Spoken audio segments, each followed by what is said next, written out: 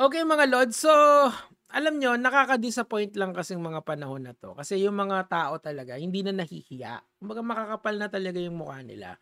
Ngayon ano ba yung konteksto ng usapan natin for today's video? Kasi si Eman nung nakulong si Duterte nag-celebrate siya. Why? Kasi hindi naman siya nagse-celebrate kasi natutuwa siya sa downfall per se nung tao. Kasi many people were celebrating kasi alam nila yung ginawa ni Duterte.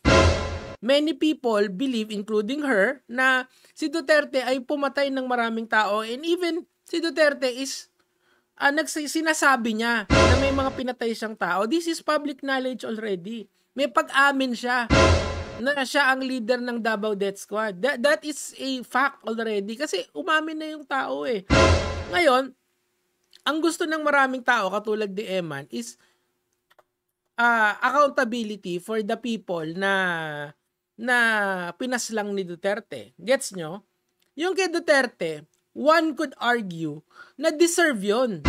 Gets nyo? Deserve yun na nasa ICC siya. Kasi, una, ginusto niya. Di ba sabi niya, hurry up. O, nung nag-hurry up na, biglang kidnapping yung peg ng mga vloggers. Di ba? Yung peg ng buong Duterte squad. Pero, hindi siya trahedya. Hindi siya unfortunate event. It was well-founded. It was actually asked for by Rodrigo Duterte himself. Deserve, ika nga. Pero yung nangyari kay Eman, it's a tragedy.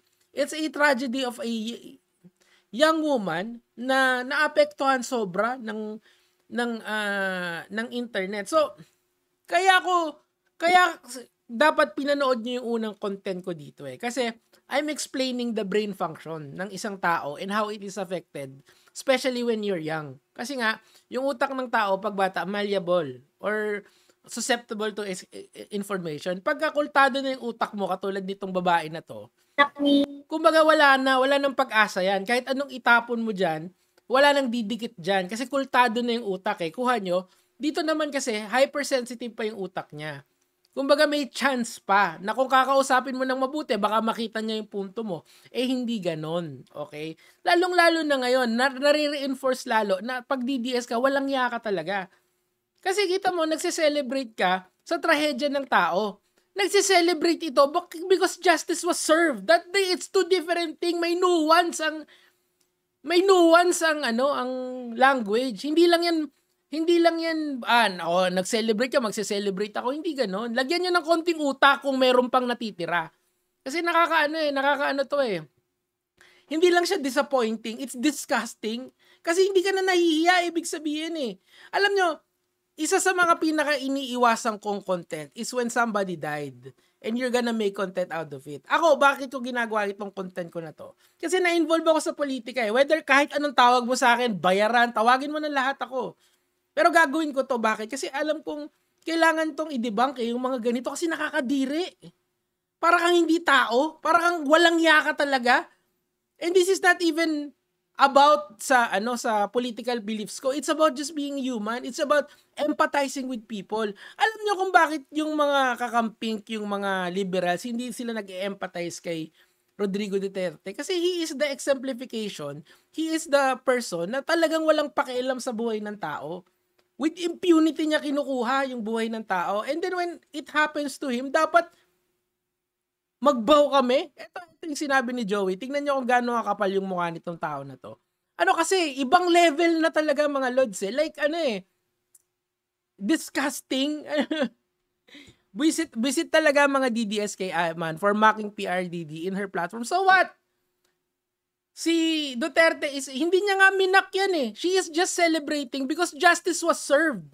In a different platter, in a different manner, but justice was served.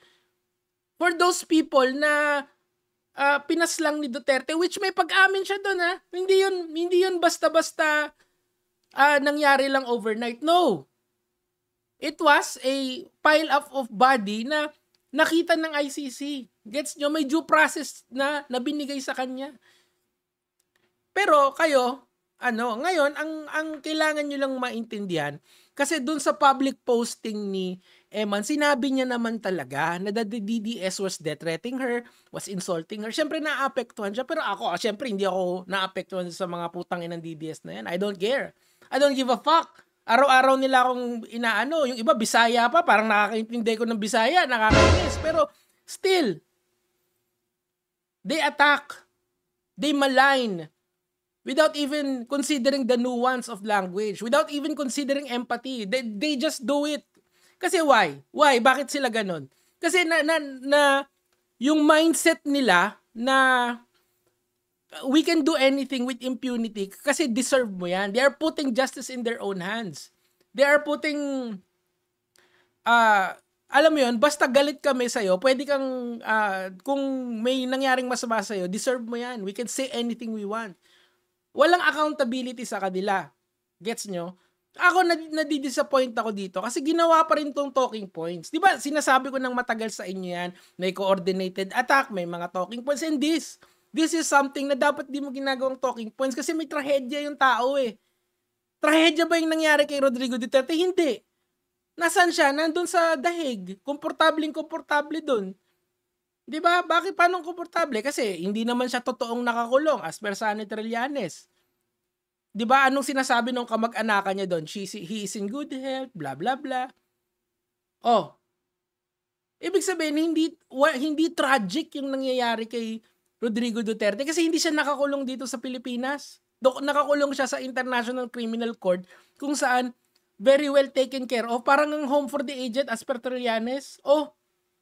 And then you're telling me na parehas yung tragedy na nangyari. See, there is nuance to language. Merong details dun sa language na dapat nating intindihin. Hindi yung ganitong banat tayo ng banat kasi nawawalan tayo ng kaluluwa because of politics. Diyos ko. Ayun o, that's politics. Politics, namatay yung tao. If Duterte is being mocked kasi he never respected life. She is celebrating because people are getting justice for what Duterte did to their family. Yung mga EJK victims niya. Ano yun? Porke adik, papatayin mo? Di ba hindi naman ganun dapat? Kailangan you put out commensurate force doon sa aarestuhin mo. Kaya nga tayo may due process eh. Pero yun mo, dating piskal tong tao na to. And he is the first one to break the law. Kapal ng muka. And then, isang babae na nag-celebrate lang for the people who was killed by this man unlawfully, you pile up on her. Why? Wala na ba talaga tayong hiya dito sa social media? Tangina, grabe. Pero yung MSM trying to pin her mental health condition sa mga DDS, no, she is the one who said that the DDS was affecting her. It was her own words. It was her final words. Oh, come on. Talaga naman, yung grupo ng mga DDS, parang kapansanan talaga yan. Parang cancer ng lipunan yan. Kasi I experienced that too, yung mga sinasabi nila sa akin, yung pangungutya nila sa akin. Ako kasi I'm tougher than Eman. Probably I'm made from different material than her. Kasi magkaiba kami ng generation eh. Millennial ako, Gen Z siya.